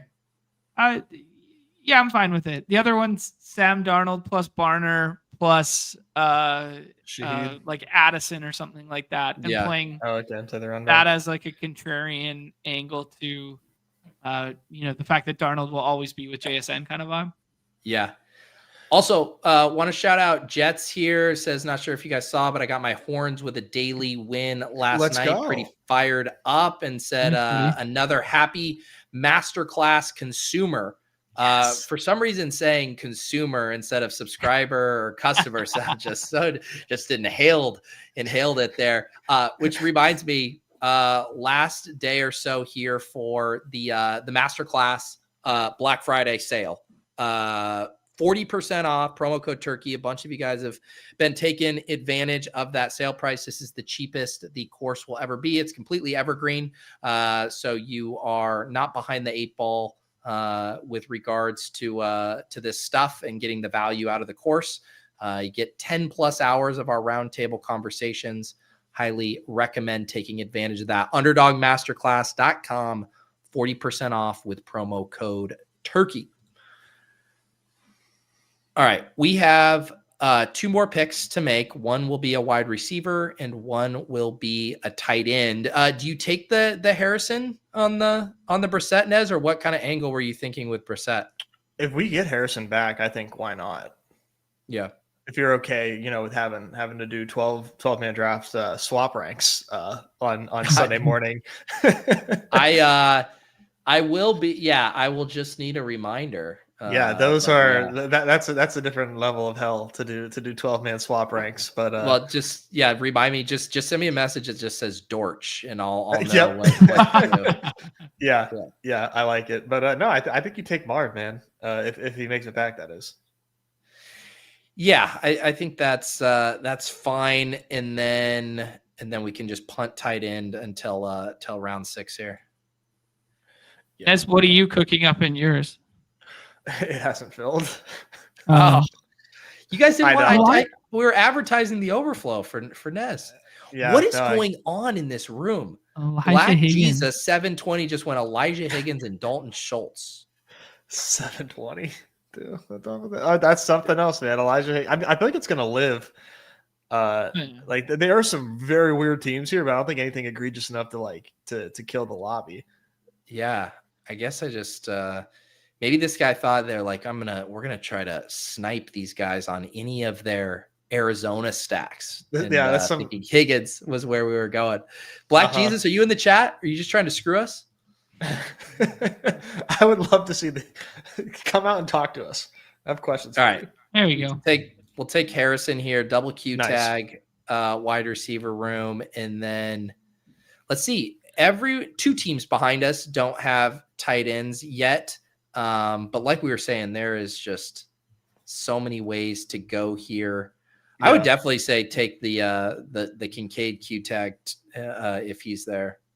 Yeah, I look at if Taysom makes it back, I'm fine with it. I just didn't like it at that previous price point. I guess the thesis still remains the same. Strange with like a little bit of correlation off of the ETN from a game environment. Like that's fine. The Barner for the super scroll. Kincaid to pair 3 Q tags together. Like how many people are doing that in the goal line stand right now? Yeah, that seems about good. Yeah. Not a bad week to wait on tight end in the 12s. Yeah, I'd say so. If Taysom does make it back, you just got to do it. Yeah, I agree. You guys got anything else? Go ahead, Pete. Oh, nothing. I was just saying Fannin goes here as a Brock Purdy bring back. Yeah, the tight end scroll ability in the 12s feels a little bit more palatable than in the 6s. The 6s for sure. feels like if you're just so hard to compete with ceiling in the 6s and like that have to have it score. But like if you showed up with, Gunnar Helms buried down here, if you wanted to play whack-a-mole on the Steelers guys, nothing for too sure. Crazy. If I'm playing whack-a-mole on the Steelers guys, I'm whacking the biggest mole of them all. 311 pounds worth. Goddamn right, man. They love Darnell. They love the guy. How can you not? What do you guys think about that? As Johnson goes there, I kind of like the Sharps play too. I didn't bring it up earlier in our scrolls, but what's the other guys? Halani, he's already out, and Sharps has been getting all the in the red zone stuff, and Walker's hadn't been listed for an injury report all season long until last week, and then has been listed all week this week. I don't know. What if it's just like they're up by a lot and Sharps pounds 2 of them in? Yeah, I don't know. I could see it in the 12s. Definitely not getting there in the 6s. I mean, Walker's cheap in the 6s. Yeah, that's true. All right, Hill or Kincaid? Let's do the Hill stuff. Let's feel alive. Yeah. All right. Olave still gets 10 targets. He still gets 85 yards and a score, and Taysom still gets his 30 yards and a score. Shuck gets benched, and they just do Taysom Hill Wildcat quarterback for the entire second half. Been saying, Pete. Been saying. All right. This is appreciate this. ECK mentions Deposit Kingdom is now up. Unfortunately, I have a hard out in 17 minutes, and I don't think we're going to be able to do our full pick'em card. Although maybe that'd be a good thing. It would certainly save me money to skip the pick'em segment. I haven't hit a goddamn pick'em since the second Clinton administration. We're so close, Pete. Which one? We're so close. Last week the court was close. We were close on the Thanksgiving one yesterday too, when Xavier Worthy got that big catch at the end. We did the Dak higher on the pass yards. We did the Worthy, and then we went with Pickens on the touchdown instead of CD or Schultz. That would have been like an 11xer for us. So we went 2 out of 3 on that one. The conviction plays on the Gibbs receiving stuff didn't get home. Lower Pacheco, that stuff was good. Yeah. All right. I'm going to get this is a forward thinking show. I'm going to shake off the pick'em emo blues here. Let's get back in the Pick'em, spicy margs. Spicy margs. Radioactive spice. Let's spice it up, slop it up. Slop it up. I mean, Slide. Just permission to slide, Your Honor. You sliders! That's a 65X. That makes me feel things. All right, guys. I was in the lab for my core pick here, and I'm joining the haterade side of the equation with Nez. Don't you dare, Pete! Don't you dare go on a soliloquy like this and X out your puck guys from the pick'em right in front of us and not tell what the puck alpha was going. Hey, like I told you, my buddy Rich is a big time hockey guy now. Always sending me over the hockey entries, so I always got to blindly tail when my buddy sends me over the Fiala in there. This guy knows puck, but that's right. I'm very interested to see where what direction you're hating, because I also have a hate pick, and it's really spicy. Okay, my hate is Christian McCaffrey is not rushing for more than 70 yards against this Browns defense here. We've seen like his stuff be extremely polarized from a rushing perspective of like in the soft matchups. He goes off against the Rams, 30 yards, against Houston, 25 yards. This is an extremely tough matchup. The reason you take CMC 101 or 102 still is because he's going to catch 7 or 8 balls and have an elite red zone role. But 70 rushing yards here, I'm out. Wow, I like it though. I mean, I'm not taking CMC 101 in these Dawg Bowl or in these goal line stands. I'm a big time respecter of the Browns here, so I like where your head's at. It's just that this is going to be the ballsiest core of all time, because I got a lower on Nakua fantasy points coming at you. Okay, let's do it, dude. I mean, all the talk is just no touchdowns for Puka, and against the Panthers, man. Is it really going to be a big time Puka game here? I'm honestly not so sure, man. So I'm taking a lower on Puka. Is he getting there without a touchdown? I don't think so. Fantasy points, Ness? Yeah. Okay. Yeah, I mean, he is basically not involved at the red zone now. They like these touchdowns for Devontae Adams. They seriously feel like Make-A-Wish touchdowns to me. Like Devontae Adams is good, but they just get there at the one. It's like we throw out the entire playbook. We have one play. Like Kyron's sitting over there, like, what the fuck, dog? Like I'm right here. They did one really sick play with Puka the one time where they threw him the ball and he just like fell in. That was like the last time I remember Puka scoring a touchdown. Yeah, I mean, you're right, man. He's cleared this number once in the past month and barely there. So yeah, I mean, he's always capable to put up a big game, but I like this. All right, so we're fading CMC, we're fading Puka. John, you want to complete the haterade trilogy, or do you have something more uplifting? I had two higher convictions in here, but they were kind of high variance ones. But I like them on a personal level. I had Brenton Strange higher on the receptions, and I had James Cook higher on the receptions. So Strange higher 3.5 at 0.87, comes back last week, catches all 5 of his targets. Mm-hmm. No BTJ, so a little caveat there. James Cook, 2.5 receptions plus money, has cleared this number in 3 straight games, 3 in 5. Both look solid to me. Nez, do you have a favorite of either of those? I think these are both really sharp plays. I think I like James Cook, just given like the pass catching situation for the Bills. And Brian Thomas is back too with the Jags. Right, and I'm kind of worried about the pass volume for the Jags, where like how many opportunities are going to be there. This is probably a more competitive game, like I just said, no one to pass the ball to really. So yeah, I'll take James Cook.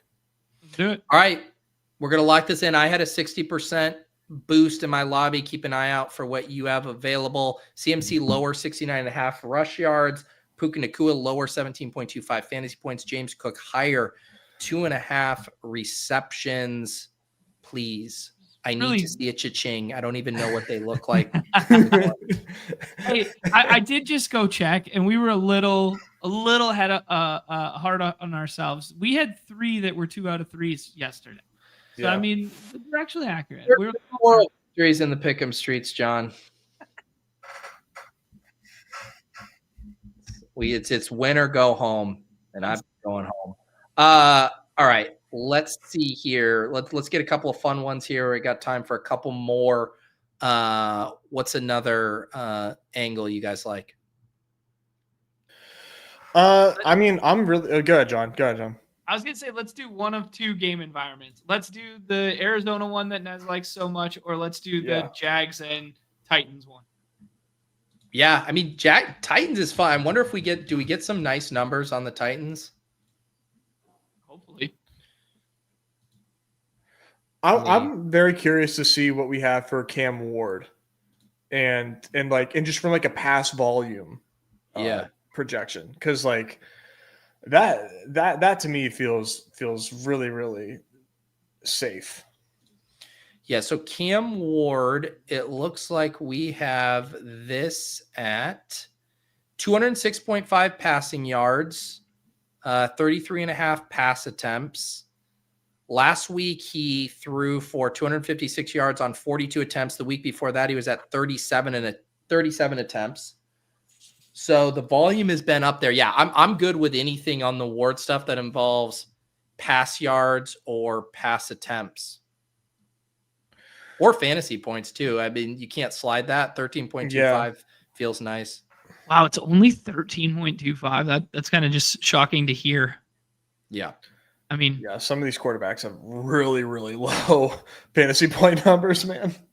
Yeah. Well, yeah, because before this week, he cleared that number once, barely, over the past 4. Yeah, it's really not pretty. I kind of like the pass attempts. Well, I guess you gotta, if we want to sliding yards actually feels better. I think so. Like if we're gonna play into this game environment, let's play him up to like 250.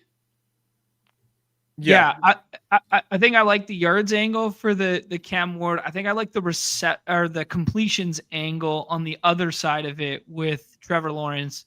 I'm running a couple of these S words on the unabated stuff. The thing, so with DK, maybe because we'll get like a negative doc for yards, do you want to just do like DK touchdown at 1.44? I think so. You get a little bit of special teams in there too. Exactly, a little double dip. Yeah. Would we, even though it says Russian receiving? Regardless, I like the touchdown. Oh yeah. Oh, you're right. Yeah, I still like the touchdown. And then if we play the other side of this, I mean, I would probably do like ETN rush attempts. Fantasy points or rush fantasy attempts. Points or rush attempts. Yeah, I guess they're both saying the same thing. I think. Yeah, let's do ETN fantasy points, and then let's do Trevor Lawrence completions. You really like the completions on what is that number? Is it like the number's bad? 18? It's like 19. Yeah. Why do you like the completions, John? Just because unabated S words like it. How much value on it are they showing? Not much. It's like just the best one from that side other than Strange. And they have it 20.5 here. Well, we could do the Strange here, John, because you like that and we didn't put it in the core. Yeah, Strange is their number one. Yeah, so the 4-legger, should we slide Strange or do a 5th leg? If we did a 5th one, I just don't like. I'm really into like ETN concentrated roll. Yeah. If we I slide Strange up 1 reception, that gets us to a 20x at 4.5 receptions. Oh, yeah. That one that I like. Yeah, Cam Ward higher 249.5, Shamiri DK, Tutty, ETN higher 12.85, Strange 4.5 receptions. Love it. All right. let's see here. What do you guys want to do next? So many awesome games to choose from. I don't know where to begin. No, I would like to take a trip to Tampa Bay. Okay. And whether it's just, pairing some slides or doing a game environment here. Well, do you know what stinks is I actually don't think we're going to actually have a ton for Arizona because of Marvin, because of Marv. Yeah. Yeah. Huge question mark there. But maybe Jacoby. No, they have. I guess they have Harrison TD. They do the touchdown shit. Yeah. And nothing for. I guess Michael Wilson's up, but that's a hedge, obviously. Yeah. You guys on this is a sick just 2-man one. You slide Sean Tucker a little bit, and then you play a Bam touchdown on the other side as a 2-man one. Let's see. Oh yeah, feel alive. What do you like sliding? Just rush yards? Yeah. Like slide him to 59.5. So the Bam Tutty's like almost even money. Not even good. Yeah, never mind. Bastardizing this game. Yeah, I'm walking back my stance here. We got the super fun game. What if it's Sean Tucker and Bam night? Christ alive. What if can I interest you? Can we try something with like a Stroud slide, a little game stack over there? I think if you do a Stroud slide, let's do JT, because I think that JT is like the only way they're going to have success. Yep. Yeah, I mean, wow, 20 rush attempts. I think you just slide his yards, right? And like you just play that he has one of the big games. Yeah, either like sliding that or sliding like longest rush, either one. That's a good call. Let's see. Like, okay, so if you slide him to 120, that's a 1.7. Longest, where's longest rush? Oh, they don't have it up. Am I missing it? Longest reception. Interesting. They're too scared? I think they are. Okay. 120 is fine. Yeah, so if you did that and then Stroud, slide him up to like 280. Yeah. And then we probably pick a touchdown. You do like receptions for Schultz. Yeah. A touchdown for like Higgins or something. Yeah, Higgins. Yeah, let's do the Higgins touchdown. Yeah, that's a 1.62. That's nice. Sweet.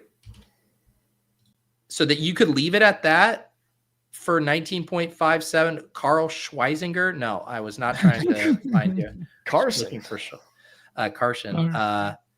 Yeah, so if you just did like Schultz receptions, or you could even play it like I guess I don't know. I'm just seeing what it takes us to. So that actually barely adds anything. So it's probably better just to leave this at like a 20x with just these three.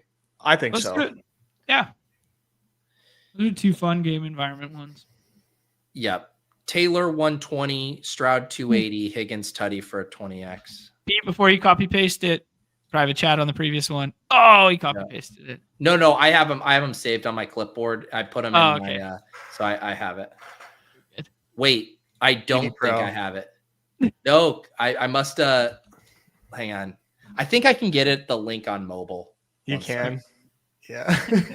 All right, I got time for one more. Let's either do like a mini slide or a touchdown one. And I'll get this one DM'd, John. Let's do touchdowns. Let's go touchdown hunting here. Okay. Let's get to a 30x touchdown one. Okay.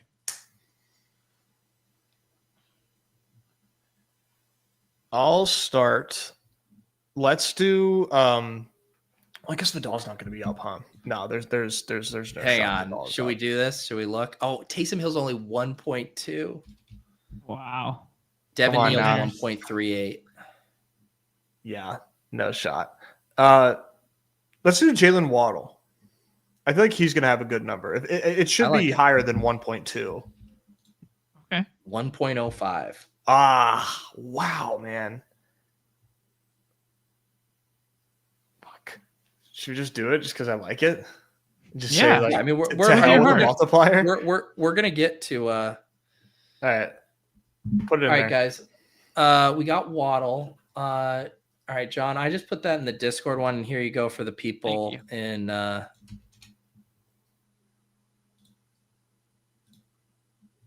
Okay.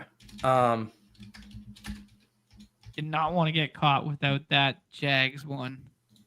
Yeah, that's a good one. What was the one we built after Jags? It was Texans. Yeah, Texans one. Okay. John, who's scoring a touchdown? I'm looking at some crazy ones right now. I was looking at the Alec Pierce price. It's actually not that great. I was looking at a Jalen Coker or Xavier Legette price. Now we're talking. Wow, 2.26. Yeah. Thinking of some other game environment ones. The Jaguar stuff, like I keep going back to the Jag stuff. I know. It just seems like there's going to be points there. So I think the ones I like are kind of the ones we've already done. Like I like Higgins. I like DK. So we could.